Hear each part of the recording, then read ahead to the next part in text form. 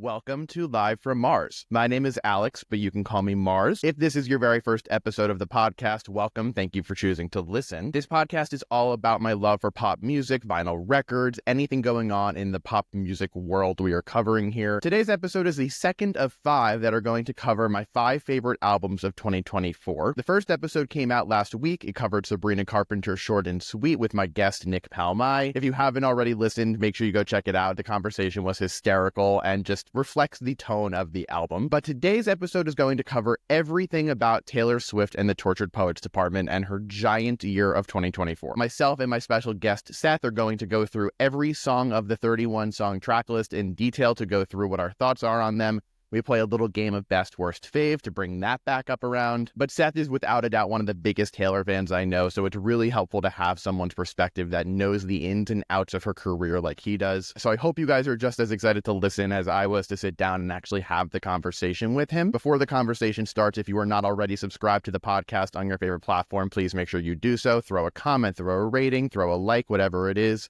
Greatly appreciated. And without any further ado, let's talk Taylor and the Tortured Poets Department.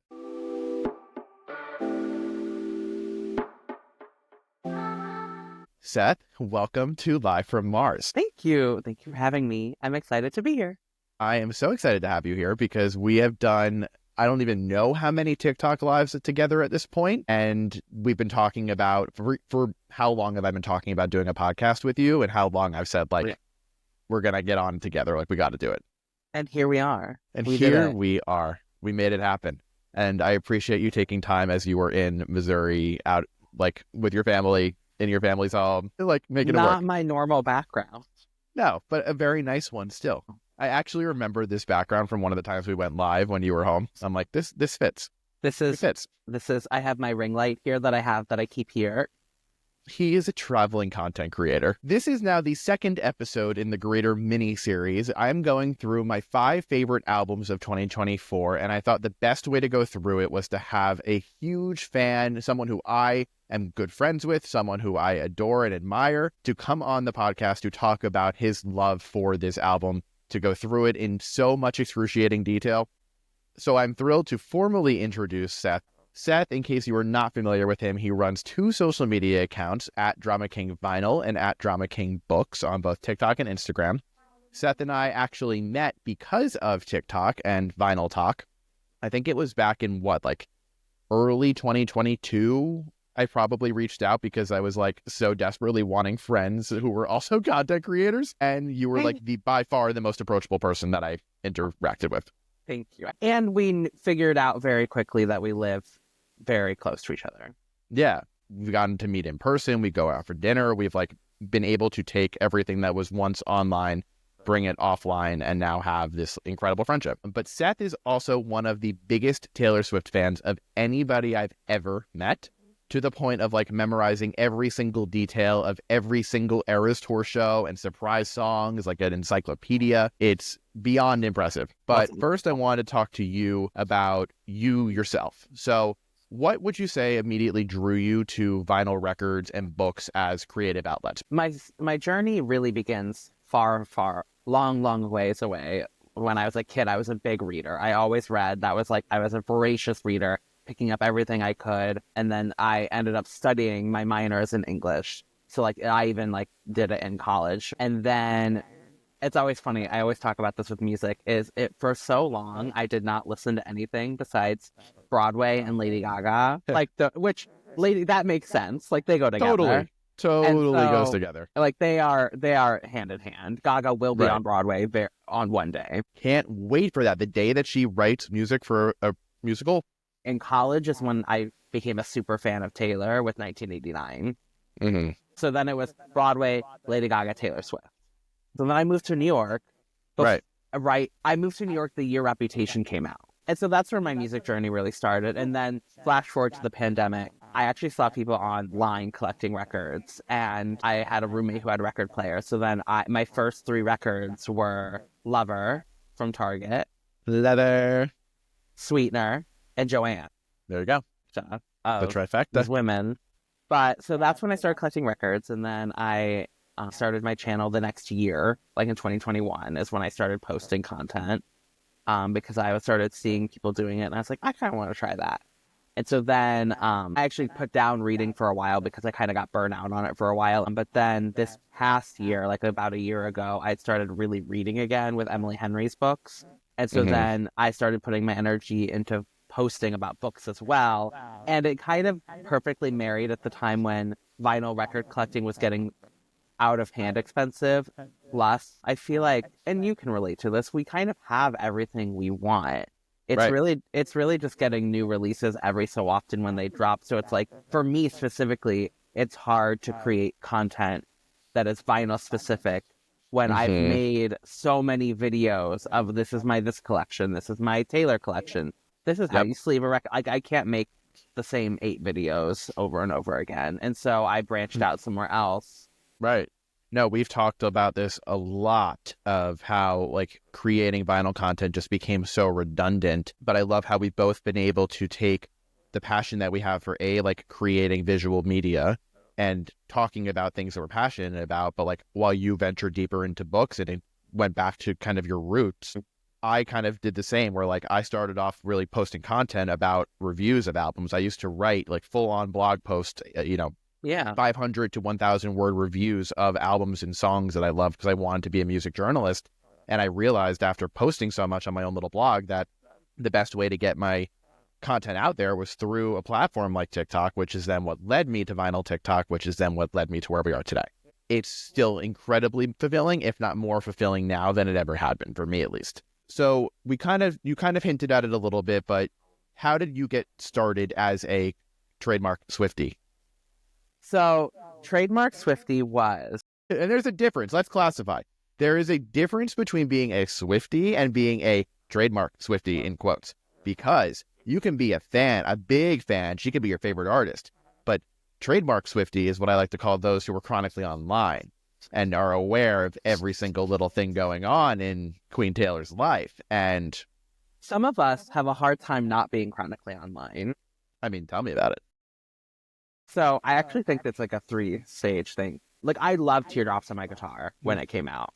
I loved Fearless when it came out, and I loved You Belong With Me. Then college came, and I'll never forget me and my friend ripping 1989 off like a LimeWire. My God, we're dating ourselves.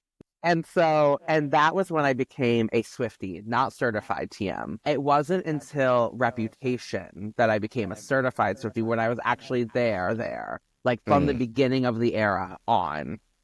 Right. I wasn't in college anymore. I had more free time to, like, actually think about things other than just schoolwork. And so this gave me the time to actually, like, have space for something else. So Taylor started filling some of that space. And I remember I couldn't go to the Reputation tour. And Loverfest, obviously, we did not get to have. You want to know something kind of crazy? Yes. I vividly remember when Loverfest was going on sale, and I was so unsatisfied with the Lover album that I didn't even try to get tickets. And I had seen 1989. I saw Reputation. If you've been a long-time listener, follower, you know my feelings on the Lover album. It's bottom tier in her discography because the lows are so beyond low that the highs are buoyed down a bit by it. The highs are some of the all-time highs of her career. The lows are the absolute lowest. So I was so turned off by the lows, I didn't even try to get tickets. I didn't even care. I was like, you know what? I'll catch her next tour. And it's Who wild. knew? It'd be 4 years later. 4 years later, on a massive sold-out 2 billion plus grossing tour, 150 stops, I believe. Yeah. 10 million fans. Insane. 10 million fans. Plus, however many watched on live streams on hills. Literally on hills. With that, let's talk Tortured Poets. Quick stats on the Tortured Poets department. Released in April 2024, Taylor's 11th album. It is her 14th #1 album, the most of almost anybody other than the Beatles and Jay-Z. Interesting, as of what's happened this week. Some chart achievements. It debuted at #1 on the Billboard 200 with 2.61 million units sold in its first week. It became immediately the highest debut of 2024 and the second highest first week sales of all time. Second highest. behind Adele's 25. Adele broke 3 mil. All 16 tracks charted on the Billboard Hot 100, breaking her own record from Midnight, and she was number 1 on the Billboard 200 albums chart for 16 weeks, parentheses, so far. She is the only artist to monopolize the Billboard Hot 100's top 14 spot, with Fortnite at number 1, becoming her 12th number 1 single, and it became the largest streaming week for an album ever. Critical reception, Rolling Stone called it Taylor's magnum opus, a poignant, raw, and meticulously crafted masterpiece. Pitchfork calls it a career-defining work, blending the intimacy of folklore with the pop brilliance of Midnight. Surprised that Pitchfork gave that such a glowing statement. And NME said the album that cements Swift's status as the most versatile artist of our time. So, Seth, when I gave you the options of my 5 favorite albums of 2024 to come on and talk about, we obviously knew that you were going to talk about the Tortured Poets department. Well, yes. Simple question. Why? Well, it is my number 1 streamed album of the year. I think I have played the songs at least over 2,000 times total, which I know is a little ridiculous. What was your Spotify Wrapped metric for Taylor? For Taylor, and it's listened 18,424, top 0.5% of listeners worldwide. You quite literally doubled my listening. To be fair, I think you listened to more artists than I did this year. Yeah, I had like 4,000 artists. I had 400. Yeah. There you go. It's the first question I have for you. Fortnite was chosen, as we know, as the lead single for Tortured Poets. Do you think this was the right choice? And if not, what should have been the lead? I mean, does she ever really do a good job of this? No. Funnily enough, Fortnite did very well. Right. As the lead single. So I think it worked for what she wanted it to do. Personally, I would have chosen Down Bad. Interesting. Why? Because I think it slaps and it's sad. Yeah. And it's timely. Like, saying that you're down bad for someone is a very Gen Z slang to play into. And I also think the other 2 I would put possibly up for it are I Can Do It With a Broken Heart or But Daddy, I Love Him. I completely agree with you. I think Down Bad could have been a fantastic choice. I think I Can Do It With a Broken Heart would have done really well. I actually think it would have been incredibly impactful given the context of the Eras tour. I wouldn't do But Daddy, I Love Him. Fair. It's very long. I don't think cutting it to like a radio single length would do it justice. I feel like it needs the time to breathe, and that's why it's one of my favorites on the record, is that it has the room that it deserves. Yeah. Okay.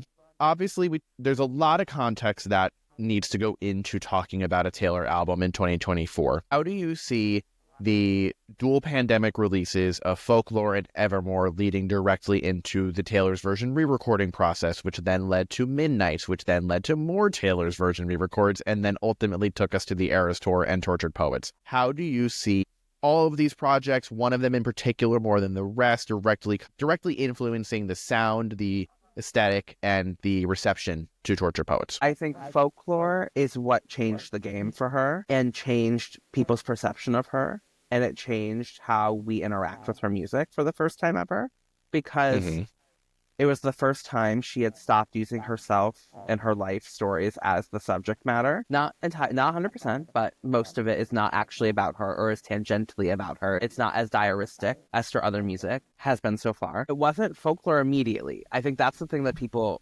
miss. Folklore immediately did not change the game. It grew on a lot of people. Like, a lot of us were also shocked that this is what she was doing, because we had no idea. And it was completely different from everything she'd ever done before.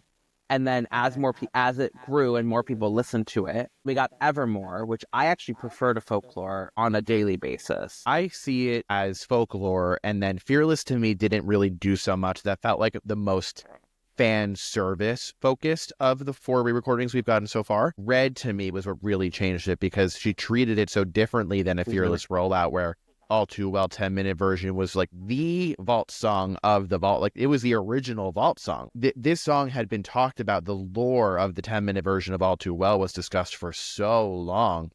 To finally give it was not only showing I am loyal to my fans and I'm giving them something that they've so long clamored for, but as a true advancement of artistry, to showcase how what's been deemed my best song of all time is actually 10 minutes full, so much stronger. and has so much more to offer. And seeing the response to that coupled with the critical success of Folklore, more so than Evermore, but Folklore and Evermore together, really ushered in like the resurgence of Taylor as a critical darling. And then that ushered in this massive wave of new fans coming and being able to experience these eras as she's gone back through the archive to be able to, you know, enjoy the Fearless era if they weren't around in 2008. And the same for Red in 2021 instead of 2012. You know, for you, you're a perfect example of that, where you've kind of started off being attentive to her fans and to the lore in 1989, 2014, but you missed out on the original Red era. It's your favorite Taylor album. And then we go from Red into Midnights, which was a shock to all of us, that she was interrupting the Taylor's version's process. At that point, it stopped being about like 100% quality. It doesn't matter. She's going to go number one easily. Midnights comes in, sweeps that top 10. And that's what cemented her, I think. Totally. I guess with all of that, what would you say impacted the sound or the feedback to Tortured Poets more than anything else? If there is one thing. Tortured Poets, to me, is what I wanted Midnights to sound more like, to be more open and vulnerable and really deep. And so I think it was her trusting us more after Midnights. Like, then we have Tortured Poets where she's like, I'm letting it out. I am taking the pen from Lana Del Rey and doing whatever I want after going through the Eras Tour, writing on the Eras Tour, going through two breakups. She wanted to be open and vulnerable and also critical of us as fans. Yeah, that was the first time something like that really happened. I'm thinking about Daddy, I Love Him. How did it end? Now, a question I have for you is, I think a lot of us, including myself, assumed that by the end of the Eras Tour, all of the re-recordings would be done. It just feels strange that an era that is defined by all of the prior eras, along with the greater context of the re-records, to end the tour without the other two albums, I'm frankly surprised by. I wonder if there was the plan to do all of them before, and then seeing how successful Midnights was prompted the new record, or if this was always the plan. I always thought they were all going to come out before the end. And do you want to know my theory? Say less. Breaking news, because I haven't shared this anywhere yet. It's obvious that country music has had the biggest year in 2024 than it had in so long, because you're looking at pop music being the dominant consumed genre of music pretty much up till like 2017. Around the time of, you know, the political turmoil in the period, you start to see a shift from pop to hip hop and rap and trap influenced sound and R&B to reflect a little bit of a darker sentiment. Country's always been there, and it's been growing and growing slowly until 2024. And you're seeing it with the success of Cowboy Carter, critically rather than commercially. Shaboozey, Morgan Wallen. Well, Post Malone just released Post Malone. A lot of artists are moving from pop to country. Didn't Chappell Roan announce that she's going to go to do country next too? I think that possibly happened. Lana Del Rey mentioned it. So my theory is that they're waiting for a debut because it opens the door for Taylor to return to country music with net new songs and a net new project based on how well debut does. And I think like a lot of the songs on debut are incredibly strong songs, especially knowing that they're written by a 15, 16-year-old. The vault songs are where I'm really paying attention. I'm excited. If it were me and I was on Team Taylor, knowing the state of the music industry and knowing where trends are headed, I would hope that they are going to put a lot of attention and money behind a killer vault song from debut that will kind of usher in the return of country Taylor. Reputation Taylor's version is more of a fan service project because it's like the most beloved era by fans out of nowhere, considering how no one was there for the most part during the actual era. I know. And I just see it was rare. We were there. And I just feel like we're setting the groundwork for the next evolution of, you know, she started off in country, its roots, and let the master kind of take the wheel back, kind of. I think she's going to run into some issues with, you know, country music taking Taylor back, especially knowing the state of Nashville. But I think knowing how much of a commercial success she always will be and has been consistently proving to be across genre, across years. This is a really, really interesting way for her to win back the country music side and to prove that, like Beyonce, she can traverse genre. So I'm paying attention to that in 2025. All right. Because there are 31 songs on the Torture Poets Department, the anthology incomplete, we are not going to go through excruciating detail on every single one. So, Seth, I'm going to challenge you, before we even get into this, best, worst, fave. I want to know your best song on the Torture Poets Department, your worst song on the Torture Poets Department, and your personal favorite. Okay, so my personal favorite is Chloe or Sam or Sophia or Marcus. Great I love choice. that song. I think the best song is But Daddy, I Love Him. I agree. And the worst song is Robin. But if I want to be controversial, I would pick Thank You, Amy, or The Alchemy. Okay. I actually don't agree with you on the best. I keep going back and forth between the two. Okay. For me, the best song is either But Daddy, I Love Him or So Long London. Valid. Like, insane that this song is not getting the respect it deserves. Insane. I think it is her saddest track 5 to All Too Well. It is brutal. So brutal. And the fact that you have this propulsive beat playing the background actor in the role, where you have her just like letting all of those built up emotions after so many years of feeling ignored or belittled, done in such a unique way that is net new to her discography. There is not a single song in Taylor's discography that is over 250 songs that sounds anything like So Long London.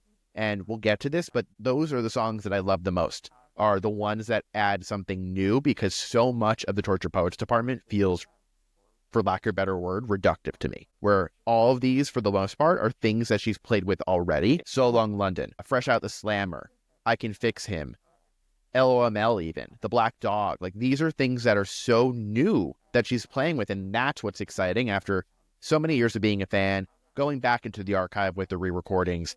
I'm looking for what Taylor in 2024 is looking to do as an artist. That is where I see things going. A false god moment. Yeah. So Long London and But Daddy, I Love Him. Those are two of the songs that I can like play out in my head how those scenes would go. Like, I see like the zoom in of the church and she's standing at the altar alone. The 2 graves, 1 gun. I can see her running through the fields in her dress, running to her man from her farmhouse. Like, absolutely. It's like these visual, like, even without giving us colors, without giving us any locations, basically, you can paint the entire picture of what's happening.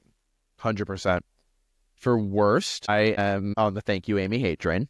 It's not good. Miserable. It's miserable. It's miserable. It feels like a low blow that was unnecessary for someone. That could have came, if you're going to throw it, 7 years ago. Like, this is not something that I need more of on a Taylor album. And obviously, there's a lot of emotional turmoil and trauma that came with everything that went down in 2016 and beyond. But to still be revisiting something this public 8 years later, to me, offers nothing. The only thing it tells me is that there's still sentiments hung up on the past. And that's fair. Like, we all have things that we cling on to.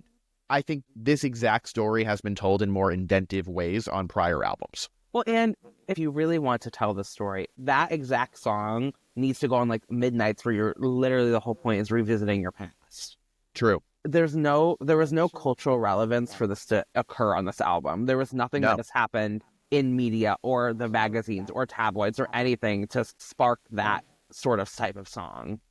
And that kind of speaks to my greater issue with the anthology and the total album, is that not everything here needed to be released. A lot of these songs to me feel like drafts. A lot of them feel, for the sake of sticking to the album's theme of poetry and wordsmithing everything, that some of these songs just throw in words for the sake of throwing them in. It takes away from the value of Taylor as a songwriter being both concise and succinct, but also incredibly descriptive. So worst is Thank You, Amy, and my favorite is Right Now I Look in People's Windows. Such a good song. It's creepy, it's weird, and it's unique, and that's what I keep getting back to, is that there's no other song in her discography that sounds anything like I Look in People's Windows, except maybe the melody of Death by a Thousand Cuts somewhere in there, but the production is net new. Okay, so now that we've done best, worst, fave, because this is such a long album, we're going to go through the track list, all 31 songs. I'm going to challenge each of us to only give a one-word review of each song. I have not done any pre-planning for this. I told you about this right when we started. We're going to each get 3, but wait, there's more. Okay? Where we can pause the conversation and continue to dive deeper into a song that we feel is incredibly relevant, not only in our lives, but also to the greater story that is Taylor Swift, the Tortured Poets Department in 2024. Annotate the poems, if you will. Oh, yeah. All right. Fortnite. There. Oh, my God. Melodic. Oh, my God. Melodic would be the other one. I was going to say lethargic, but like not in a bad way. No, that's what I mean. Like, there is not bad. It's like a sigh. Yeah, it's a sigh. And it's actually my number 5 most played song of 2024. I don't know how much of that is because I just would listen to the album in order and how much I actually gravitated towards it. I like the two of them together. Me too. I think that they sound pretty damn good together. I'm not interested in getting more of it, but I liked it. I liked it too. It's an introduction to what this album is going to be. Intro. I'm changing my intro so people don't hurt me. Great. I'm with you. All right. The Tortured Poets Department, the title track. The Tortured Poets Department. Not to tortured. Like it does. I know it feels redundant, but tortured. Or Charlie Puth. I'll allow it. Kooky. Yes. It's strange. I'm breaking my own rule. I'm not using my but wait, there's more. But the lyric that I think I have, outside of I Hate It Here, the lyric that I have the biggest issue with on the entire album is in this song. Is it the 7 bars of chocolate? No. I love that because that's 100% a conversation the two of them had. Okay, There's no doubt in my mind that conversation happened. You took my ring off my middle finger and put it on the one that people put wedding rings on, and that's the closest I've come to my heart exploding. No, I love that lyric. It hurts. So close to being perfect. One of like her greatest lyrics of all time, up there with Casually Cruel in the Name of Being Honest and everything of All Too Well. My favorite part about Taylor's songwriting is how easily she's able to convey a feeling, an emotion, portray a story through her lyrics. She does it in just enough words where you can tell and you can infer exactly what she's trying to tell you, but it leaves you a little bit of the reader's ability to kind of draw their own conclusion. And the issue that I have is that you took my ring off my middle finger and put it on the one. That's fine. End it there. I don't need the extra few words of saying the one that people put wedding rings on, because the entire context of this record is how deeply infatuated, all-consuming this love was. When you reference, you took my ring off my middle finger and put it on the one. And quote, the one, like everybody knows what the one is. The fact that she had to explain it. I know this is nitpicking. I know it. Yeah.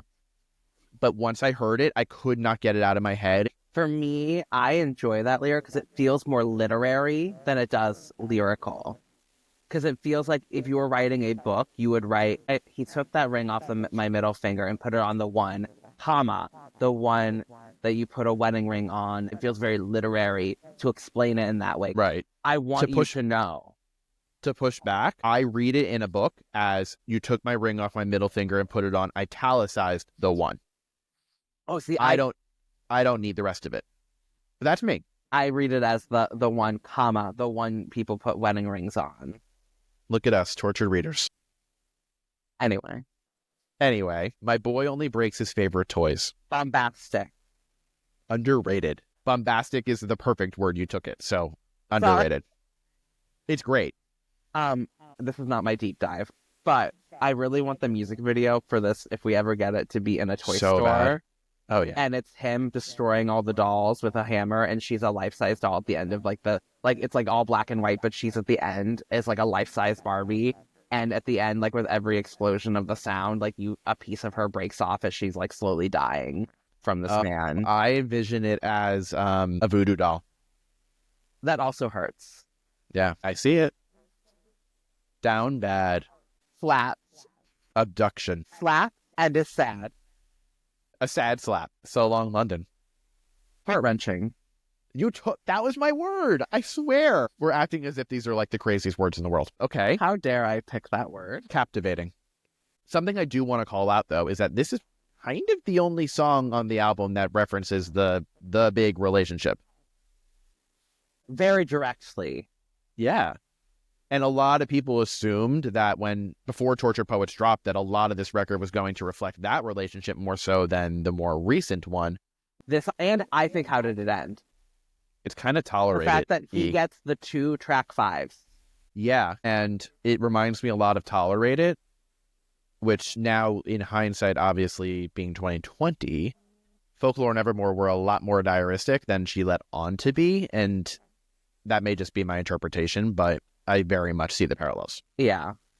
And it's just sad. It's heart-wrenching. Mm-hmm. But Daddy, I love him. Freeing. Euphoric. Oh, yeah. Fresh out the slammer. Twangy. Thirsty. This is actually the song that grew on me the most from when the album dropped to now. Same. I did not like it at all. And I think a large part of it was due to the track listing being sandwiched between such heavy hitters of But Daddy, I Love Him in Florida that I was just like, what is this snooze fest? But again, back to my greater point of like, give me something new. This. Well, it feels so... Also, the idea of it, like using the imagery of prison and you are yourself in love, are imprisoned by who you are with, and to be freed from that and to go back to something you're familiar with, but using the one call you get when you get out of jail. Yeah, my first call will be light, like you're the porch light in the distance I come to. Like that imagery is very strong. Florida, or should I say, Florida? Witchy. Bewildering. I mean, I love Florence. This is my one thing about the song is Taylor heard Dance Fever and went to Jack and said, I want to do that. That's what I want. And he said, let me call Florence up. And Florence was like, let's go, girl. And it worked even better live. Yes. Well, it kind of reminds me of Black Dog in a weird way, of like this incredibly intense out of the blue production that you're not expecting to hit you when it does. I think it's one of the most exciting parts of the album. I remember listening to it and literally getting up in bed and dancing. Now, thematically, though, do you feel like it's an outlier? Yes and no, because I think to me what they're escaping to Florida is like in my head, it's after heartbreak and like you're just done with the world and you want to go the lawless land and get away with it. So this is one of those songs for me that with a slightly different tweak and like filter on that like 7 hit that comes in main hook, this could have been on Midnights. This to me feels like a song that would have happened during the Reputation era. Like, I am so hated by everybody. The public perception is terrible. My reputation has never been worse, so let's escape to Florida. It doesn't necessarily fit for me within the greater context of ending these relationships. It more so speaks to like the public perception and celebrity of Taylor. Well, arguably though, that is entwined in these relationships because of why they ended and what happened, you know. Guilty as sin. Sexy. Magical. I love this song. I love this song so much. You texted me the night of the album release and saying, Seth, have you gotten to Guilty as Sin yet? And I was like, no. He goes, just you wait. You're going to love it. I knew it. It is hot. I am patting myself on my own shoulders because your boy knows when a hit is coming. Like, who knew a song about what it's about would be so good? Like, it's so mesmerizing. It is. Even taking the lyrics out of it, the production to me is what makes this song. It's tantalizing. Yep. It feels like a song that we've always had in some shape or form, but didn't for some strange reason. It feels incredibly familiar. It feels right at home for something that I want her to do.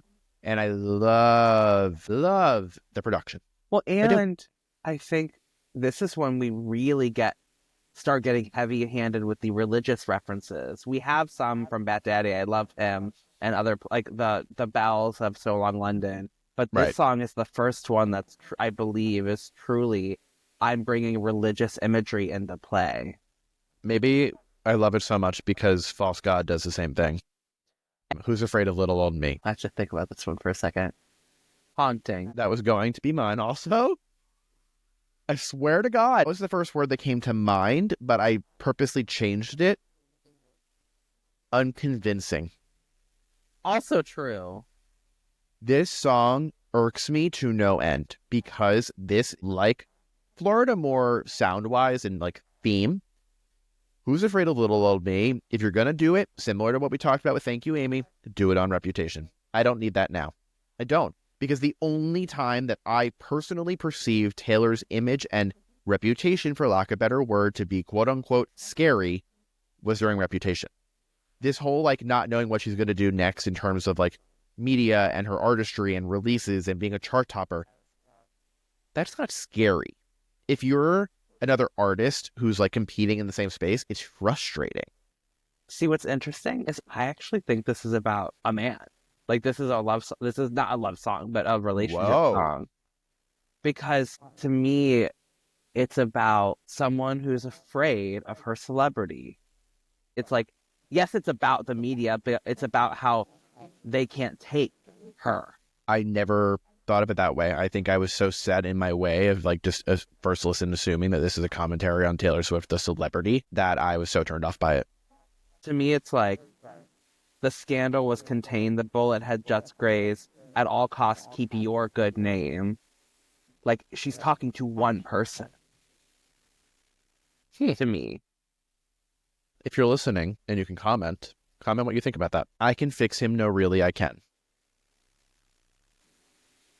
Lana Del Rey. I'm just going to bite the bullet. Lana Del Rey. We're just going to say the same thing. What feels very Lana inspired. Yeah. LOML. Devastating. You took mine again, Seth. It's quite literally the most devastating song on the album. I don't think this song gets enough credit. And also having The Smallest Man Who Ever Lived on the same album. Smallest Man is the angry version. LOML is the devastating version. And I much prefer the devastating version. It feels like resignation in that track. It feels like she's resigned herself to feel this way. All too well, it felt like she was fighting for a relationship. LOML is, this is it. It's gone. And I'm coming to terms with that, and I can't fight it anymore. So I'm going to let out this breath and be sad. Yeah, fair. The Smallest Man Who Ever Lived. Drums. Can't win. I'm gonna start going first. I don't know why I didn't like take this on sooner. I can stretch. I can change mine. Actually, I have a different. No, you're fine. This is funny. This is great. This song I actually didn't like mind until the Eras Tour performance of it. The Eras Tour performance completely ruined this song for me. I will be so okay never hearing this song again because I cannot stand the marching band that comes in during the live performance. March? No. You don't like the lamification of. Well, I saw Les Mis in London the other week, and I hated Les Mis. Sorry. No, you don't like her barricade moment? I hated it. I can't stand that marching band because it reminds me of the issue I have with songs like Miss Americana and the Heartbreak Prince and Me. It feels so childish to have a high school-esque marching band. I know that I'm like assigning an age range to the act of a marching band, but this is purely my perception. It feels incredibly childlike. And for a song that is so deeply rooted in how messed up this adult man, not a boy, a man was, it's literally called The Smallest Man Who Ever Lived. Oh, see, I took it as a death mark. And very much like a funeralistic rites, like last rites, like it is that way. That is how it's supposed to be perceived. There's just something mentally in my head of the marching band aspect that completely reminds me of like, youth. To combat it, it feels like though that their relationship. Yes, we talk about Travis being so high school later, but it feels like she kind of went back to that youth, like, but Daddy, I love him plays with that youthfulness that she felt in this relationship. It feels like an interesting echo. You belong with me in a way in these older songs, especially in the performance of it. So that is what the relationship felt like. I understand why you perceive it that way. It makes a lot of sense to me. I see it. I can do it with a broken heart. You can go first. Cinematic. That is a great word that I almost chose. I would say the one that actually comes up most, Eras Tour. Bejeweled. I remember when I first listened to it and I was talking with some friends about it and they're like, it sounds a lot like Bejeweled. And I go, I think that's the point. Yeah. Bejeweled was the I'm shiny happy again, and she was not happy. She was not Mhm. at all. And it's the Eras Tour, going through the Eras Tour, this grueling 3.5-hour show, while getting her heart broken not once, but twice, was devastating to her. And when she does the choreography of this, 'cause I cannot unhook this song from, like with You a Small Man, I cannot unhook this from the Eras Tour performance. Mimicking Oh, totally. choreo from the other songs. Is it controversial to say that this is the best performance, definitely of the TTPD era on tour, possibly in the show? No, that is what the era is to me. It's a Yeah. show in a way, but it's like the most vulnerable, diaristic show she's ever put on. Right. And she's going to do it with a grin, and she's going to smile her way through it, but she's dying inside. Yep. The Alchemy. Do I have to? You do. You go first. I have to think about it. Potential, and I'll explain. My head went to like chemistry and like kinetic energy and like potential I energy. think a lot of people's did. 'Cause I don't think you're alone. I guess low chemistry. Okay. I say potential because I love how atmospheric and vast the production on this one is. I really, really enjoy the verses and the illusions that she makes. The chorus is so bad. Yeah, I do not like the chorus of the song at all. It is way too on the nose. And I understand, like, when you're dating a football player, of course, there's going to be a moment that mentions it. But the way that So High School does it, I'm not even the biggest fan of that one. It does it in a more polished way. My actual word is actually going to be, I think, slow. And I think it's too slow for where it is on the album, for what it's talking about. Because it's like, touchdown, da da da. I'm like, can we, like, Sluggish. it's sluggish, it's this one's lethargic. It's funny because I enjoy listening to just the instrumental of this. I But really love it. But the lyrics and the vocal performance are what because makes what it's it about doesn't connect with this like slower, more almost whimsical production of a love song. It's disjointed. Yeah, agreed. Clara Bow. Memorializing. My word is prophetic. I love this song. I really do. It may not be the one that I return to every time I listen to the album, but I think that Nothing New gets the message of Clara Bow across in a more touching, sentimental, and having Phoebe there executed better way. I love the story of Clara Bow, referencing Clara Bow, like as a film concentration person from college, bringing Clara Bow into this. It's just like a soft spot that I have. Bringing Stevie into it, but bringing herself into it at the end, it plays into the art of songwriting and country music that is very prevalent there. Having the song tell a story and then in the final moments, like pulling a complete 180 and flipping and like having a big twist at the end. It kind of was like in Nobody No Crime where it's revealed that Taylor was the one who was the murderer.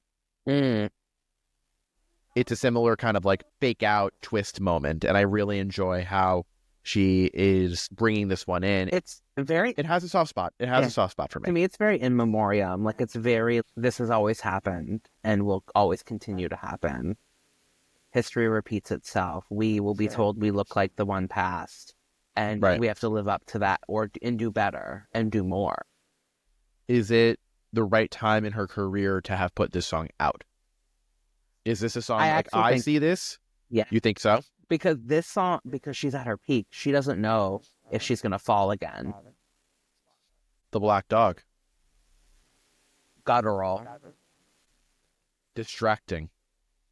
In a really good way. Okay, I was going to say, wait, that could be derogatory. Because I find this song so fascinating because, like, this song feels so, like, a cathartic release of emotion. Right. I'm not as in love with the choices on The Black Dog as I am others that introduced newness, but I understand why it's getting the positive reception that it has.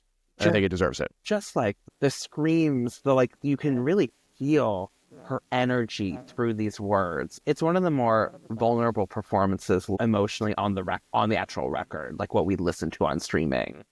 It also feels like the guardrails were removed. The bumpers in the bowling alley were taken off. There was no restrictions. This was creatively allowed to go wherever her mind went. Yeah. She references almost clean. 6 months of breathing clean air. I still miss the smoke. Like these, like she's love referencing that these one. other songs, like, or like other moments of like when she felt clean and when she felt through but was not. Yeah.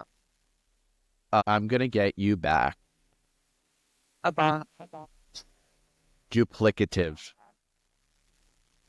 say more, please. There is a certain other major pop star who very much came up in Taylor's admiration and praising this artist, and then something very clearly went wrong between the two of them during 2021. And this artist has a song that is near identical to the double entendre that Taylor is playing with here, and I think the other artist does it better. And I disagree, mostly because I know you do. I am not a fan of this other artist at all, and so I much prefer Taylor's version of this. Trademark. You're welcome, Taylor. The Albatross.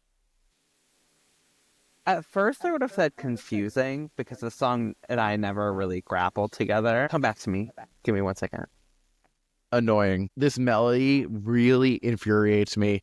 She's the albatross. She is here to destroy. Like, da da da da da da da da da da. Like, it just annoys me.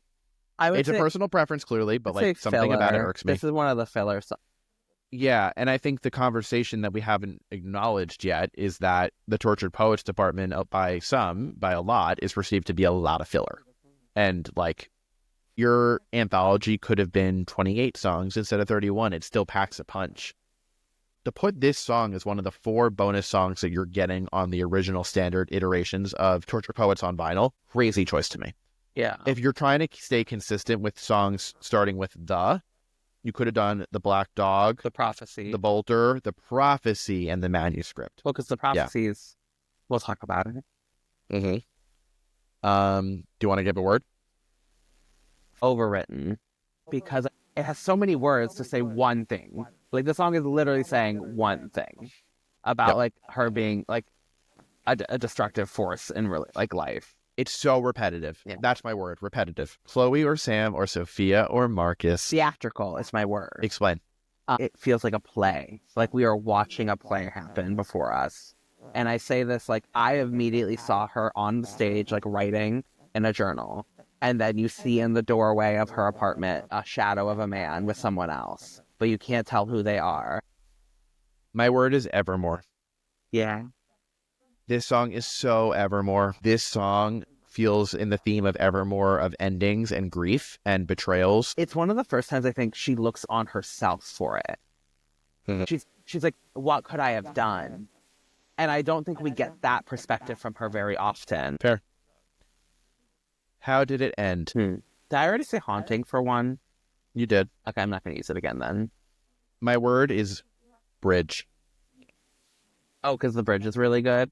The bridge is the powerful moment here, completely enhanced by the surprise song, like performing it live on the piano. It just speaks to like the rabidness of fans and celebrity gossip, which is 100% like a fair sentiment that she wants to express. I'm going to say circus, like a ringleader of the circus, like, because this feels very much like I'm the center of this thing. How did it end? Everyone's asking, and I have to keep going. So high school. High school, like, this is so, it is what it is. Yeah. High school. I don't feel like I need to expand upon that more. No, I agree. I hate it here. Whimsical. I'm going to use your word, filler. I do like the idea of it, but I do not think it's executed as well as it should have been. Thank you, Amy. Petty. Reductive pettiness. I look in people's windows. What's your word? Hitchcockian. Oh, I was going to go reflective. I like that. It's very obviously The Girl on the Train, Rear Window by Alfred Hitchcock, who's possibly my favorite director of all time. Incredible. I mean, I get reflective to me in terms of like, I can see walking down the street, looking and seeing and thinking. Curiosity. Yeah, the curiosity of that and reflecting back on your life. Mm-hmm. The prophecy. Sad. No, sad. It's just sad. You go first for this one. Folklorian. Give me a I do want to find a good word for this one because this one's really I'll hard. explain while you... Yeah. I'll explain. Obviously, there are elements of folklore that are more diaristic than were originally intended or let on. And this song had it be like slightly disguised by a character would fit perfectly on folklore. That's so fair. I think that makes sense. It does feel, in a way, like it could slightly tweak the production and it could go on to folklore. It's isolating. Yeah, I would say isolating would actually be my word. You feel so alone in these moments when, like, the world has fought against you and you just want that one person to come home to. And it's isolating but relatable. Cassandra.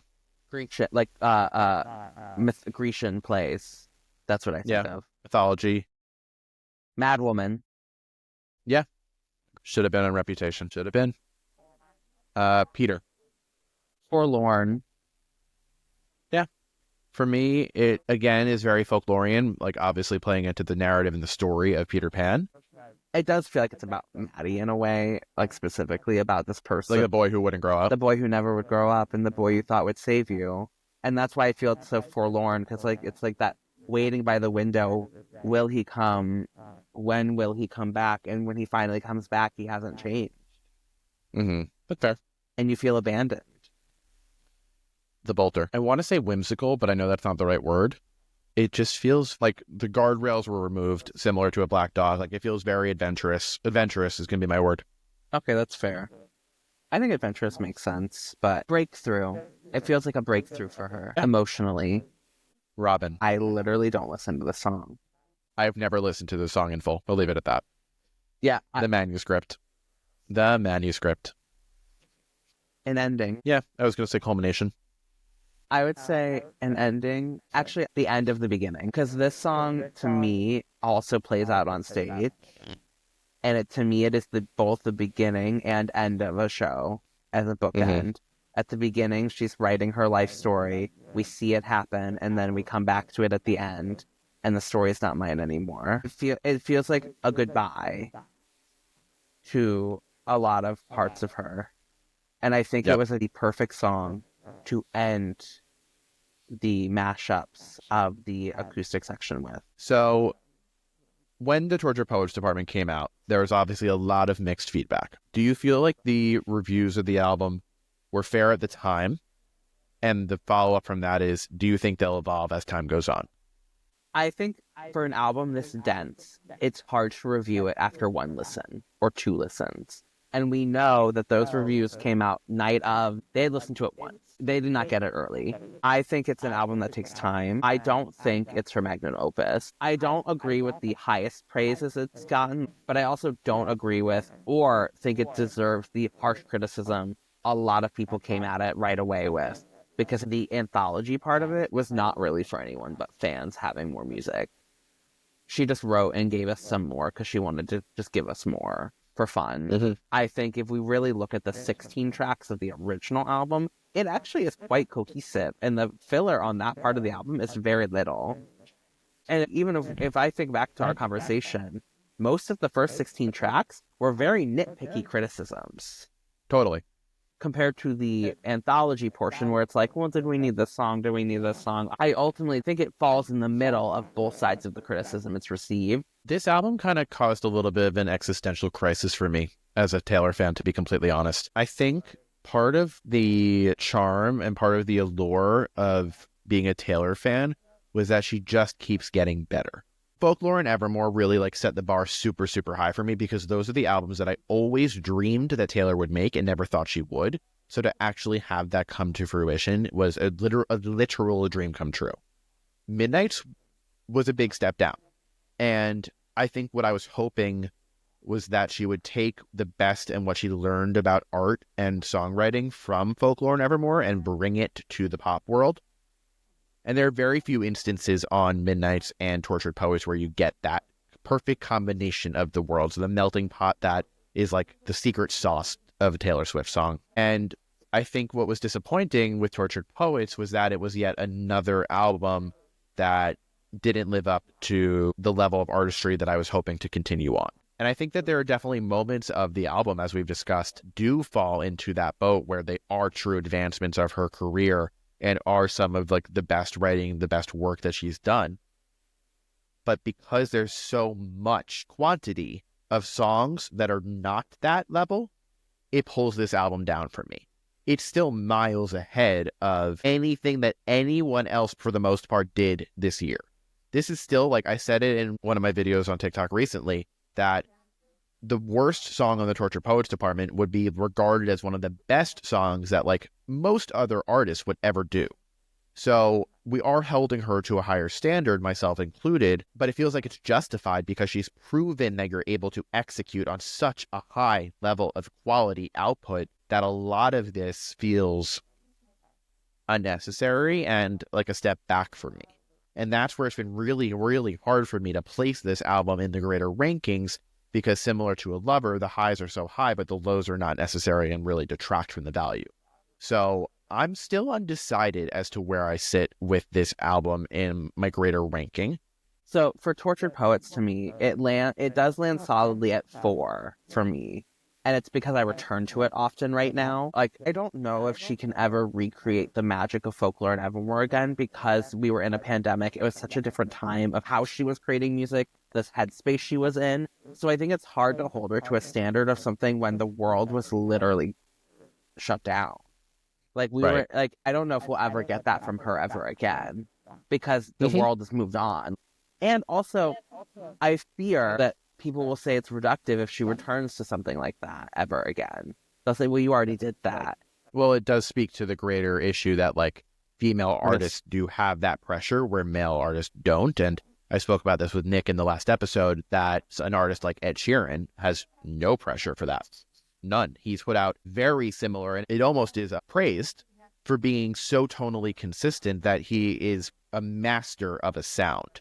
And it just kind of speaks to like what you value in your favorite artist. Do you value consistency and staying true to something that is perfected? I'm not saying Ed Sheeran is perfected. I'm saying like he sticks true to a sound that is clearly working for him. And then on the opposite end of the spectrum, there's the constant need to reinvent, always one-upping what you did last. It's definitely, like I said, a pressure on females more than males.